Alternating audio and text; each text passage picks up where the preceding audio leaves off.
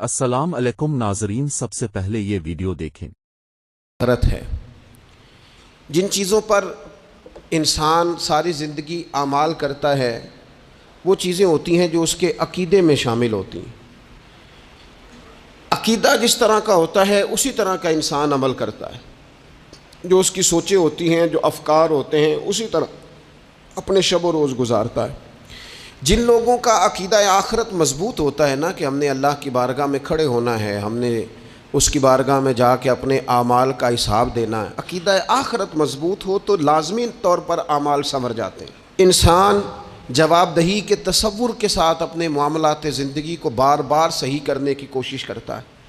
عقیدہ آخرت اسلامی عقائد میں بنیادی فکر کا عقیدہ ہے، اساس ہے عقائد کی۔ اگر کسی شخص کا یہ خیال ہو جائے کہ میں بس یہی زندگی ہے، کھا لو پی لو موج کرو، تو ظاہر ہے وہ فنا کا نام جب رکھ لے گا زندگی کو اور وہ دوبارہ اٹھنے کا قائل ہی نہیں ہوگا تو وہ تو کسی قانون کا پابند ہی نہیں رہے گا، وہ تو کسی چیز کی پابندی نہیں کرے گا، کسی چیز سے پرہیز نہیں کرے گا، من چاہی زندگی گزارے گا۔ عقیدہ آخرت، اللہ کی بارگاہ میں کھڑا ہونے کا تصور، یہ انسان کو سوار دیتا ہے۔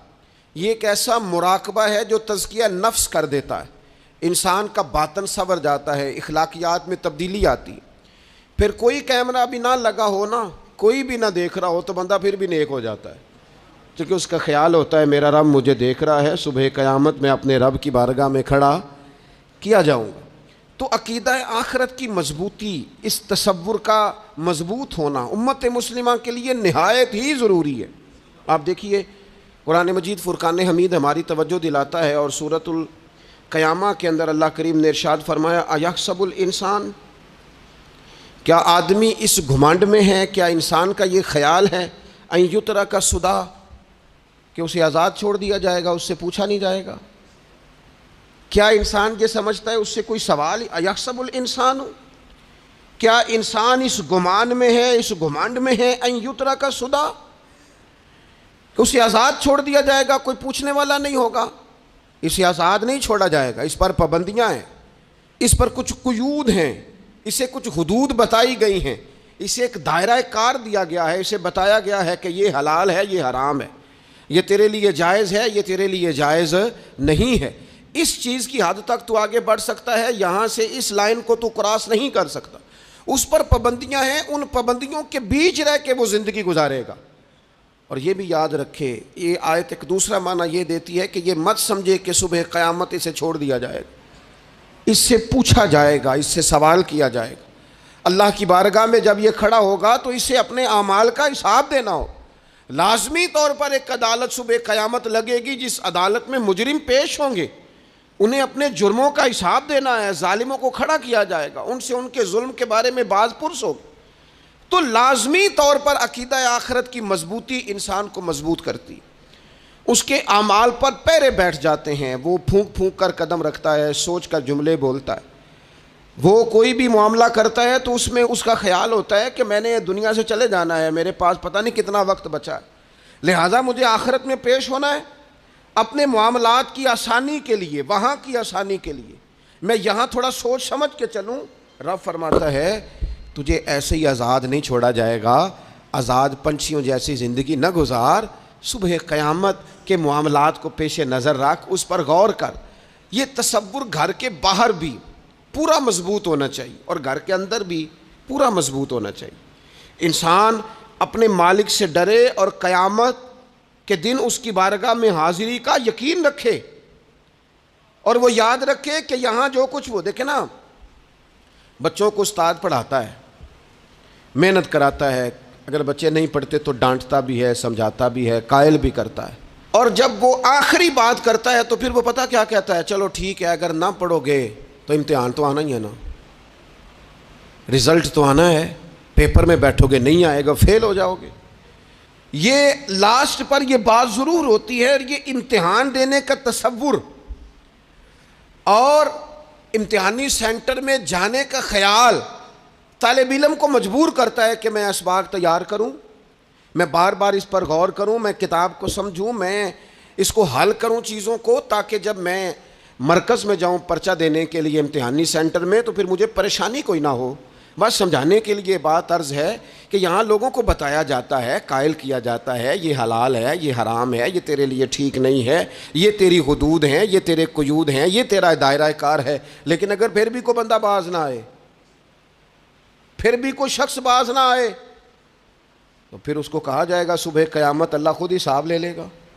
پھر تجھے مالک اپنے سامنے کھڑا کرے گا، ثم لتسألن یومئذ عن النعیم. پھر وہ تجھ سے ایک ایک نعمت کے بارے میں سوال کر لے گا، پھر تجھے جواب دینا ہوگا. تو اس تصور کو اپنی زندگی میں لاگو کریں کہ ہم نے مرنا ہے، اللہ کی بارگاہ میں جان. اس تصور کو پوری طور پر طاری کریں اپنے ذہنوں میں. یہ جو رسمی سی بات ہے نا، پتہ نہیں کب چلے جانا ہے، جو جانے والے ہوتے ہیں ان کی کوئی تیاری بھی ہوتی ہے. جن کو پتہ ہوتا ہے نا، وہ رمضان المبارک میں نا کئی دفعہ ایسا ہوتا ہے کہ ٹکٹیں نہیں مل رہی ہوتی ہیں اور عمرے کے ویزے لگ چکے ہوتے ہیں، تو ایجنٹ کہہ دیتے ہیں جانے والوں کو کہ تیاری رکھنا، کسی وقت بھی میرا فون آ جائے گا. تو لوگوں نے بیگ باندھ لیے ہوتے ہیں، سامان تیار کر لیا ہوتا ہے، سارے انتظامات کر کے رکھے. کیوں؟ کہ پتہ نہیں کس وقت بلاوا آ جائے گا. تو روز کہتا ہے پتہ نہیں اللہ کی جانب سے کس وقت بلاوا آ جائے گا.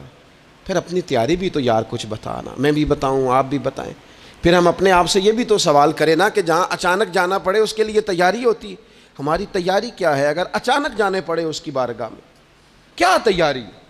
روز دیکھ رہے ہیں نا، کچھ لوگ روڈ پہ چڑھے تھے پہنچ نہیں سکے، ہاسپٹل گئے تھے پہنچ نہیں سکے، کچھ لوگ کسی فیلڈ میں کام کر رہے تھے ڈگری نہیں مل سکی، جا ہی نہیں سکے، وقت آ گیا.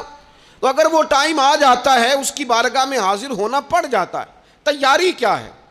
نبی پاک علیہ الصلوۃ والسلام گھر کے اندر اپنے گھر والوں کی تربیت کے لیے اور تعلیم امت کے لیے ایک دعا مانگتے تھے. حضرت عائشہ صدیقہ کہتی ہیں حضور دعا مانگتے تھے، مشکات میں موجود ہے. کیا دعا تھی؟ اللہم حاسبنی حسابا یسیرا. اے اللہ ذرا حساب آسان کر کے لینا. یہ حضور تعلیم امت کے لیے دعا مانگتے، اللہ حساب ذرا آسان کر کے لیجیے، مالک کرم فرمانا. تو حضرت عائشہ صدیقہ رضی اللہ تعالیٰ عنہ ارشاد فرماتی ہے میں نے عرض کیا یا رسول اللہ صلی اللہ تعالیٰ علیہ وسلم یہ آسان حساب کا کیا مطلب ہے؟ تو حضور فرمانے لگے عائشہ آسان حساب کا مطلب یہ ہے کہ رب کریم بندے کے نامہ اعمال پر نظر ڈالے گا اور پھر اللہ تبارک و تعالیٰ اس سے درگزر فرما دے گا. یہ آسان حساب ہے. پتہ مالک کو ہے اس نے کیا کیا ہے، پر کریم ہے نا. عدل کریں تے تھر تھر کمبن، اچیاں شاناں والے تے جے فضل کریں تے پھر بخشے جامن میرے جے منہ کالے. نظر کرے گا پھر معاف فرما دے گا. اور حضور فرماتے عائشہ یاد رکھو جس سے اس نے حساب لیا وہ پھر بڑی مشکل میں آ جائے گا، اس کے لیے مشکل ہو. اللہم حاسبنی حسابا یسیرا. اے اللہ تو حساب ذرا آسان کر کے لینا، ذرا آسان کر کے. یہ تعلیم امت کے لیے کہ امت کے دل میں خیال پیدا ہو کہ حساب دینا ہے، تو نے حساب دینا ہے، تو نے اپنے مال کا حساب دینا ہے، تو نے اپنے لفظوں کا حساب دینا ہے، تو نے معاملات کا حساب دینا ہے. تو جس کرسی پہ بیٹھا ہے، تو کلرک ہے یا صدر ہے، تو نے اپنی اس نشست کا حساب دینا. تو استاد ہے یا پیر طریقت ہے، تو مؤذن ہے یا خطیب ہے، تو جو بھی ہے تو نے حساب دینا ہے. تجھے تیرے منصب کے بارے میں پوچھا جائے گا، تجھے تیرے عہدے کے بارے میں پوچھا جائے گا، تجھے اپنی ذمہ داریوں کے بارے میں حساب دینا. اللہ کی بارگاہ میں تمہیں جا کے بتانا ہے کہ تم نے کیا اعمال کی. اس تصور کو پکا کریں اپنی. یہ تصور کتنا کو پکا ہونا چاہیے، دنیا کیا ہے اور آخرت کیا ہے. ہمارے ہاں لوگوں نے بہت بڑا لمبا چوڑا دنیا کا تصور بنا لیا، کار جہاں دراز ہے، لمبا تصور، دنیا داری کے لیے لمبی منصوبہ بندی دور دور تک. میں نے یہ کرنا ہے، پھر میں نے یہ کرنا ہے، پھر اس کے بعد انشاءاللہ یہ کر دینا. یہ تو آپ نے 300 سال کی پلاننگ بتا دی ہے. یہ تو 300 سال کی پلاننگ بتائی. کیا بتائیں تجھے اے باپ، کیا کار ہائے نمایاں کر گئے. BA کیا، نوکر ہوئے، پینشن ملی، پھر مر گئے. زندگی تو اتنی سی ہے، اتنی لمبی منصوبہ بندی. اس میں آخرت کہاں ہے؟ اس میں اگر کسی مقام پر رب کی بارگاہ میں حاضر ہونا ہے تو وہ کہاں ہے؟ جو مرنے والے لوگ ہوتے ہیں ان کا تو جینا کچھ اور طرح کا ہوتا ہے، جن کو جانا ہوتا ہے ان کا رہنا تو کچھ اور طرح کا ہوتا ہے. جن کو کسی جگہ منتقل ہونا ہوتا ہے، جو عارضی مکانوں میں رہتے ہیں ان کا رہن سہن تو ذرا اور طرح کا ہوتا ہے. لیکن جو ہمارا انداز ہے، جو ہمارا رہن سہن ہے، جو ہمارا طریقہ کار ہے، وہ تو مستقل رہنے کا ہے. وہ تو لگتا ہے کہ کبھی چھوڑنے والے نہیں ہیں، اس میں تو کوئی ایسی چیز نظر نہیں آتی کہ جس میں ہم محسوس کریں کہ ہم نے چھوڑ کے جانا ہے۔ لیکن نبی پاک علیہ السلام نے جس دنیا کو ہم بہت بڑی دنیا سمجھتے ہیں، حضور نے اس کی مثال کیا دی؟ صحیح مسلم کی حدیث ہے، دیکھیں کتنا کھول کر اور کتنا آسان کر کے رسول پاک ہمیں بات سمجھاتے ہیں۔ دنیا کیا ہے، آخرت کیا ہے، یہ والی زندگی کیا ہے، آخرت کی زندگی کیا، بالکل کھول کر واضح کر کے نبی پاک علیہ السلام فرمانے لگے دنیا اور آخرت کی مثال اس طرح ہے جس طرح دریا بہہ رہا ہو اور کوئی آدمی اس میں انگلی ڈبوئے، جتنا پانی اس کی انگلی کو لگ گیا یہ دنیا ہے، اور جو باقی ٹھاٹھے مارتا دریا پیچھے ہے، سمندر پیچھے ہے، وہ سارا آخرت ہے۔ یہ اتنی سی دنیا ہے، یہ صحیح مسلم میں موجود ہے۔ اتنی سی دنیا کے لیے اتنے پاپڑ بیلنا، اتنی سی دنیا کے لیے اتنے ظلم کرنا، اتنی سی دنیا کے لیے اتنے حق ضائع کرنا، اتنی سی دنیا کے لیے اتنے لوگوں کے دل توڑنا، اتنے حقوق پہ ڈھاکہ ڈالنا، اتنا جبر کرنا، لوگوں کا مال کھانا، لوگوں کو تکلیف دینا، عزتیں اچھالنا، اتنی سی دنیا کے لیے۔ حضور فرمانے لگے اتنی سی ہے یہ دنیا، جتنا انگلی کو پانی لگ گیا ہے وہ جنت، جو نری جنت نہیں، خدا کا فضل ہے، جو اللہ کی عطا ہے اپنے بندوں کے لیے۔ میرے کریم فرمانے لگے اس جنت میں وہ نعمتیں ہیں نہ کسی آنکھ نے دیکھی، نہ کسی کان نے سنی، نہ تمہارے دل پر کبھی خیال ہی گزرا ہوگا کہ ہمارا رب ہمیں یہ جی عطا فرمانے والا ہے۔ تھوڑا سا نا 24 گھنٹوں میں کچھ ٹائم اپنی آخرت کے لیے، اپنے سارے معاملات کو مرتب کرتے ہوئے کچھ زندگی کے کام اپنی آخرت کے لیے۔ آپ یقین کریں بچوں سے لے کر بڑوں تک، ان پڑھ سے لے کر پڑھے لکھے تک، ہم نے جس کو اپنے مزاج کے مطابق کم فہم سمجھا اس سے لے کر دانشور تک دوڑ لگ گئی دنیا جمع کرنے کی۔ وہ ایک سوچ حضرت سلطان باہو رحمۃ اللہ علیہ فرمانے لگے، ہزاروں لوگ ان کی خدمت میں آیا کرتے تھے تو وہ کہتے ہیں رب دا طالب کوئی نہیں ملیا، اتنے جو ملیا ہے طالب زردہ ہو۔ یہ تو دعا کرانے آئے ہیں کہ میرا کاروبار نہیں چلتا، یہ تو دعا کرانے آئے ہیں کہ جناب وہ میرا جو ہے وہ فلانا کیس سلجھ گیا۔ رب دا طالب کوئی نہ ملے۔ کوئی ایسا تو آتا جو کہتا میری اس سے ملاقات کرا دے، کوئی طریقہ بتائے مالک معرفت کیسے دیتا ہے۔ کوئی تو ایسا آتا جو کہتا کہ آؤ نہ کچھ باتیں درد کی کریں، کچھ عشق رسول کی تم کرو، کچھ محبت مصطفیٰ کی میں کروں۔ کچھ ایسے آتے جو کہتے آؤ نہ کوئی ذکر چھیڑے صدیق اکبر کا، کوئی بات کریں سیدنا فاروق اعظم کی، کچھ تذکرے ہو جائیں عثمان غنی کے، تھوڑی دیر ہو نہ جائے مولا علی کا تذکرہ۔ کچھ لوگ ہوتے نا ایسے جو اس طرح کے ہوتے، لیکن وہ ہر وقت دنیا داری، ہر وقت اچھا کہیں اکتاتے بھی ہیں نا، تھک گئے کاروبار کر کر کے، کہیں اکتاتے بھی ہیں تو کرتے کیا ہیں، سیر کرنے چلے جاتے ہیں۔ میں جی بور ہو گیا ہوں کام کرتے کرتے، چلو میں اب ٹھنڈے علاقے میں چلتا ہوں۔ کبھی تو ایسا ہونا تو کہے میں نے بچوں کو بھی وقت دیا ہے، دوستوں کو بھی دیا ہے، یاروں کو بھی دیا ہے، صحت کو بھی دیا ہے، میں نے ٹائم اپنے شوق کو بھی دیا ہے، اب میں کسی کو ٹائم نہیں دوں گا، یہ چند گھنٹے میں صرف رب رسول کی بارگاہ میں حاضری دوں گا۔ تو ذرا جم کے قرآن پاک پڑھے، تو ذرا ذوق سے درود پاک پڑھے، تو ذرا شوق سے میرے محبوب کی نعت سنے، تو سارا زمانہ بھول جائے اور تو رج رج کے دعا مانگے اپنے رب کی بارگاہ میں، اپنی پریشانیاں عرض کرے، اپنے اندر کی کیفیت بیان کرے۔ دل جو سخت ہو گیا ہے، ذہن جو سخت ہو گیا ہے، جو طبیعت میں وہ نورانیت نہیں آ رہی، اس کی تو بات کرے، تو اپنے رب کی بارگاہ میں معافی کا سوال کرے، تو اس سے قیامت کے دن درگزر کرنے کے لیے عرض کرے، کچھ تو ایسا ٹائم نکلے۔ لیکن دوستو ہم تو بالکل الجھتے ہی جا رہے ہیں۔ وہ معاملات زندگی ہیں کہ ختم ہی نہیں ہو رہے، شوق ہیں کہ ختم ہی نہیں ہو رہے، باتیں ہیں کہ بڑھتی چلی جا رہی ہیں۔ دور گزر گیا جب لوگ کہتے تھے کہ کوئی درود پاک بتائیں جس سے سرکار راضی ہو۔ ایک کی مسئلہ ہے کام نہیں چلتا، ایک صاحب آئے کام نہیں چلتا، میں نے کہا سورہ واقعہ پڑھا کریں، کہتے ہیں حضرت میں بڑی دیر سے پڑھ رہا ہوں۔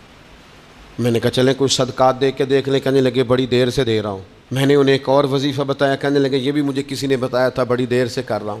تو میں نے انہیں کہا پھر میری ایک ناقص رائے یہ ہے کہ سارا کچھ کرنے کے بعد اگر ابھی تک پھر بھی آپ سمجھ رہے ہیں نا آپ کی مرضی کے مطابق آپ پر دروازے نہیں کھول رہے، پھر آپ صبر کریں، جو میرا رب چاہتا ہے اس پہ راضی رہ کے دیکھیں ذرا، پھر ذرا راضی رہ کے دیکھیں، پھر دیکھیں کہ مالک کا فیصلہ کیا ہے. وہ آپ کے حق میں کوئی رحمت والا فیصلہ ہی فرمائے گا. پھر ذرا انتظار کر کے دیکھیں، پھر ذرا صبر کر کے دیکھیں.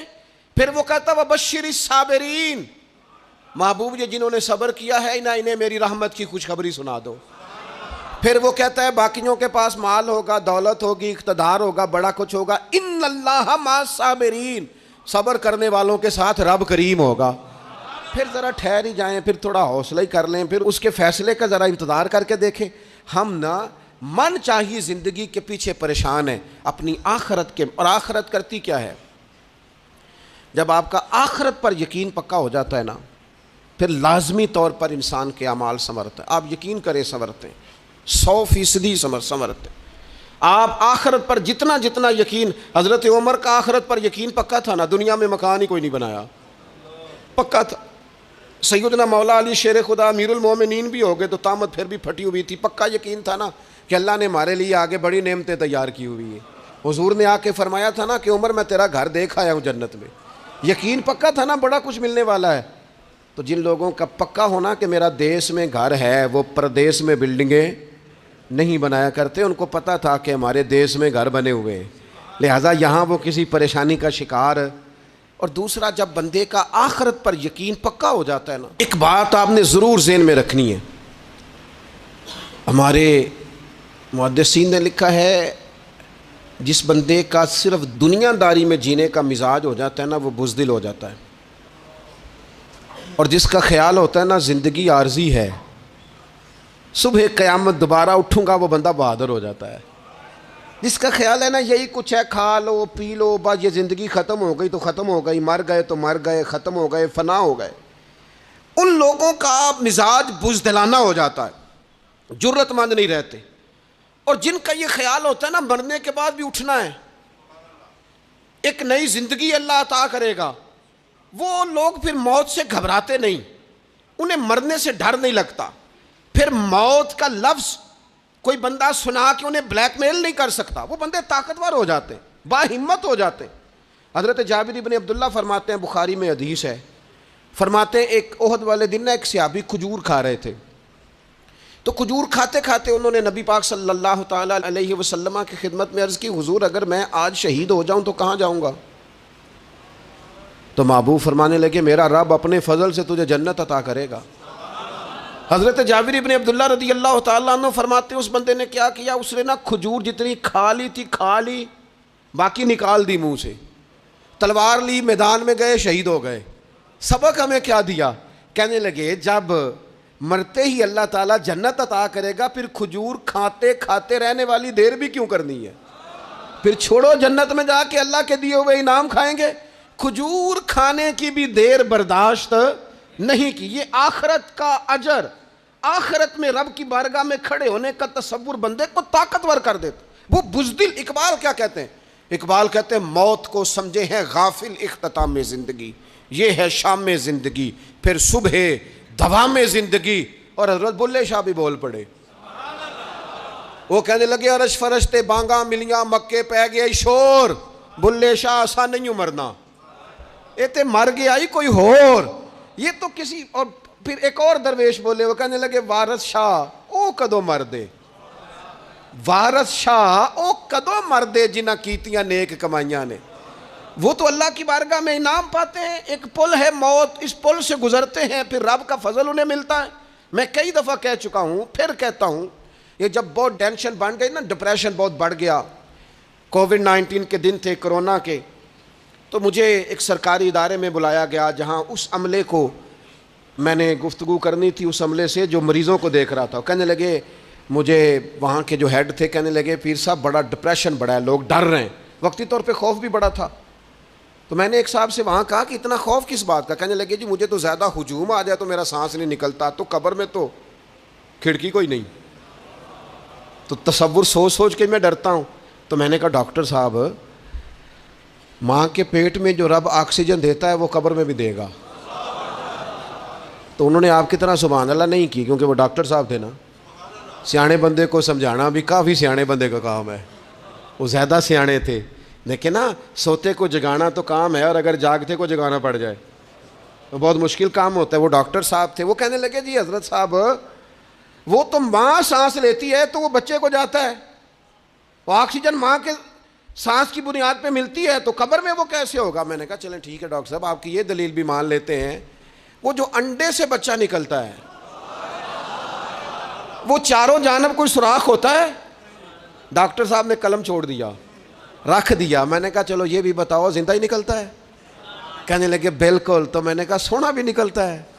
کہنے لگے بڑا ہی پیارا ہوتا ہے. میں نے کہا انشاءاللہ جب ہم قبروں سے نکلیں گے مصطفیٰ کا صدقہ, یوم نحشر المتقین الی الرحمن وفدا, رب کہتا ہے تم جب نکلو گے نا قبروں سے, متقی مومن جب نکلیں گے تو رب کی بارگاہ میں مہمان بنا کر پیش کیے جائیں گے.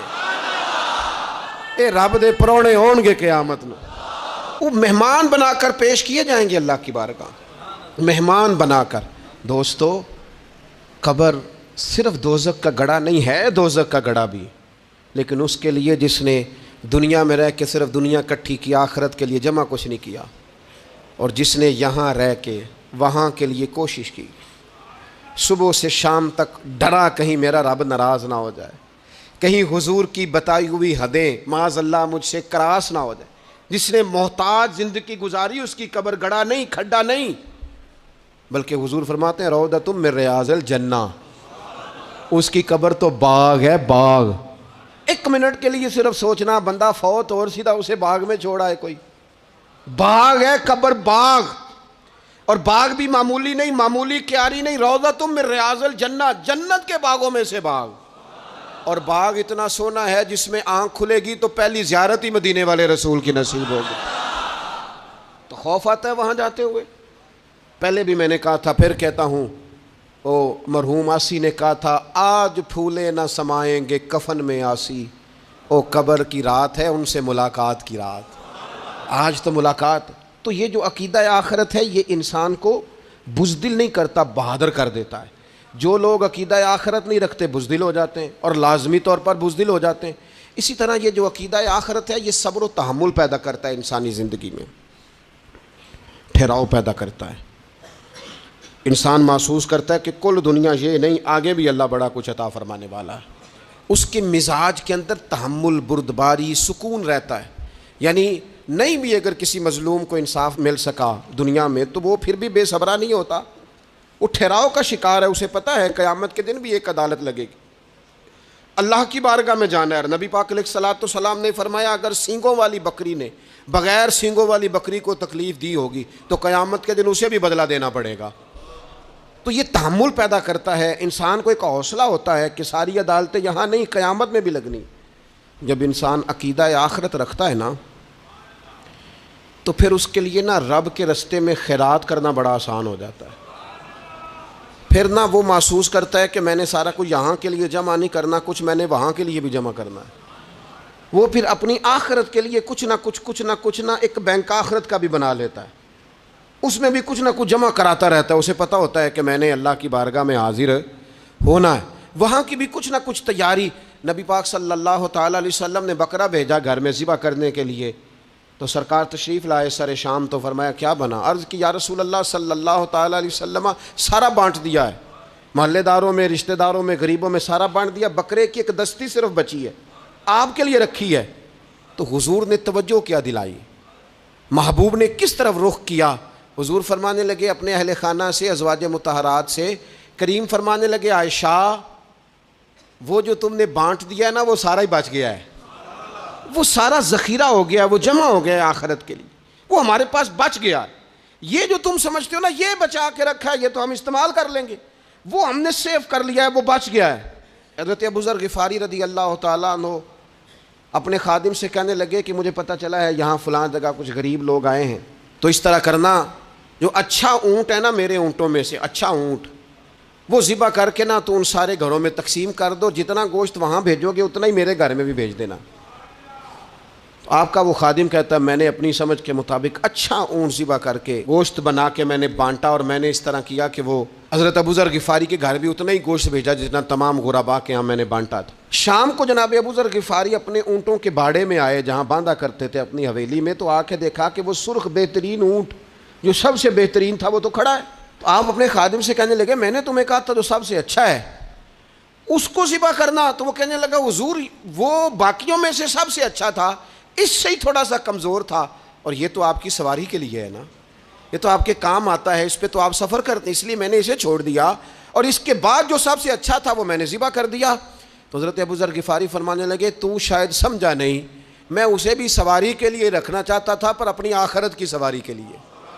میرا دل تھا وہ جو آخرت میں سفر کرنا ہے نا، دشوار گزار گھاٹیاں ہیں، ان گھاٹیوں کے لیے وہ اونٹ میرے کام آ جائے گا، لہذا میں نے تجھے کہا تھا جو سب سے بہتر ہو وہ دے دینا تاکہ ذرا میری آخرت کی سواری بن جائے، تاکہ میں ذخیرہ کر لوں۔ بڑا دیا بال بچوں کو، بڑا دیا بہن بھائیوں کو، بڑا دیا دوست احباب کو، بڑے قرضے دیے ادھر ادھر، لیکن ساری زندگی دیے، ایک موقع پر صرف آپ نے کسی کو انکار کیا نہ، ایک موقع پر، تو وہ پچھلے جو 99 دفعہ آپ نے دیا ہوتا ہے وہ اس کا بھی منکر ہو جاتا ہے، وہ کہتا ہے تو نے کدی کام ہی نہیں آیا، وہ تو نے تو میری امید ہی توڑ دی۔ وہ سارے شکوے ساری زندگی کہاں خرچ کر دی بلا، کس مقام پر؟ اور یہاں حال یہ ہے کہ حضور فرماتے ہیں جب تو صدقہ دیتا ہے تو رب اسے اپنے دستے قدرت میں لیتا ہے، اور اس طرح تمہارے صدقے کو پالتا ہے جس طرح تم اپنے گھر میں بچھڑا نہیں پالتے، اس طرح صبح قیامت تمہیں وہ نتیجے کے طور پر پلا ہوا صدقہ ملے گا۔ ہم اپنی آخرت کو چونکہ اس لیول پر یقین نہیں لاتے الا ماشاءاللہ، لہٰذا اس کی تیاری کے لیے ذخیرہ نہیں کرتے، اپنی آخرت کی تیاری کے لیے ذخیرہ کریں اور کوشش کریں کہ اور یہ عقیدہ اپنی اولادوں میں، اپنے متعلقین میں، اپنے احباب میں اس کو راسخ کریں، کوئی نہ کوئی بات عقیدہ آخرت کی، قیامت کی ضرور اس کا تذکرہ کریں، ان باتوں کو اپنی زندگی کا حصہ بنائیں۔ اگر عقیدہ آخرت نہ ہو تو دنیا کی ساری چیزیں ویسے لوگوں کو عجیب لگنے لگ جائیں، اگر کوئی قیامت ہی قائم نہ ہو تو مظلوم رہ گیا، ظالم نے تو پھر ظلم ہی کمایا، وہ تو پھر دندناتا پھرے گا۔ تو رب کہتا ہے اَيَحْسَبُ الْإِنسَانُ أَن يُتْرَكَ سُدًى، کیا انسان سمجھتا ہے کہ اسے یوں ہی چھوڑ دیا جائے گا، کوئی اسے آزاد ہی چھوڑ دیا جائے گا، کچھ پوچھا ہی نہیں جائے گا؟ صبح قیامت سوال ہوں گے، رب کی بارگاہ میں حاضری ہوگی، اللہ کے حضور سوالات کے جواب دینے ہوں گے، لہٰذا اپنی زندگی کے اعمال کو مرتب کرتے وقت، کوئی بھی کام کرتے وقت ایک تصور ضرور ذہن میں رکھیں کہ مجھے صبح قیامت اس کا حساب دینا ہے۔ یہ جو جواب دہی کا تصور ہوتا ہے یہ انسان پر پہرے دار ہوتا ہے، یہ اس کو مضبوط کرتا ہے، اس کی عقیدے کی بنیادیں اس کے عمل کو طاقتور کر دیتی ہیں۔ لہٰذا عقیدہ آخرت اپنے بچوں میں، آنے والی نسلوں میں، آپ دیکھیں حضور نے یہ عقیدہ آخرت مضبوط کر دیا تھا نا، تو پھر سیدہ فاطمہ الزہرا نے کچے مکان میں ساری زندگی گزار دی، پھر محبوب پاک نے دیکھا کہ وہ اونٹ کے بالوں کی بنی ہوئی چادر اوڑھ کے چکی پیس رہی ہیں، تو محبوب نے یہ نہیں فرمایا کہ اللہ آسانی کر دے گا، اچھا وقت آ جائے گا تو فکر نہ کرنا، یہ مشکل نہ، محبوب کریم نے فرمایا فاطمہ دنیا میں تھوڑی مشقت برداشت کرو، اللہ آخرت کی ساری سعادتیں آپ کو یہ عطا فرمائے گا۔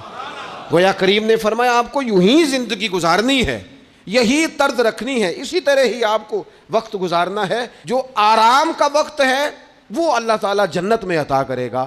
عقیدہ آخرت کی مضبوطی، تھوڑا سا ہمارے ایک بڑے قریبی دوست تھے، بڑا میرا ان سے پیار تھا، 34.5 سال عمر، خود ہارٹ اسپیشلسٹ ڈاکٹر، لیکن یہ پچھلے ہفتے وہ مریضوں کو چیک کر کے نیچے آ کے دفتر میں بیٹھے، ایک تو لوگ کہتے ہیں نا ہسپتال پہنچ جاتا تو شاید بچ جاتا، تو ہاسپٹل کے اندر ہی تھے، اور ابھی چڑھتی جوانی، 34-35 سال عمر، لیکن کمال یہ تھا کہ میرے جیسے کئی لوگوں نے بھی آنسو اس لیے بہائے کہ اتنی چڑھتی جوانی میں، اتنے خوبصورت ماحول کے اندر بھی انہوں نے مزاج خیر خائی کا بنایا ہوا تھا، ہر شخص سے حسن کلام اور رب رسول کی طرف اپنا لگاؤ، نماز کی پابندی، جب بھی حال پوچھنا تو کہتے تھے اللہ اور اس کے رسول کا فضل ہے۔